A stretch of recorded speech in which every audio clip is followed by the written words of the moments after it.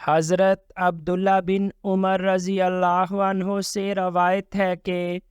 نبی کریم صلی اللہ علیہ وسلم نے دو گروہوں میں سے ایک گروہ کو صلاۃ خوف ایک رکعت پڑھائی اور دوسرا گروہ دشمن کے سامنے کھڑا رہا۔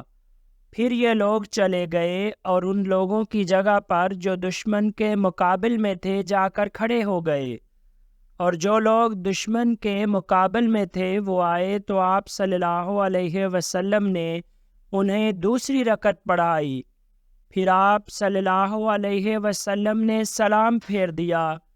پھر یہ لوگ کھڑے ہوئے اور انہوں نے اپنی ایک رکعت پوری کی، اور جو ایک رکعت پڑھ کر دشمن کے سامنے چلے گئے تھے وہ آئے، کھڑے ہوئے اور انہوں نے بھی اپنی ایک رکعت پوری کی، یعنی سب نے کل 2 رکعت نماز خوف ادا کی۔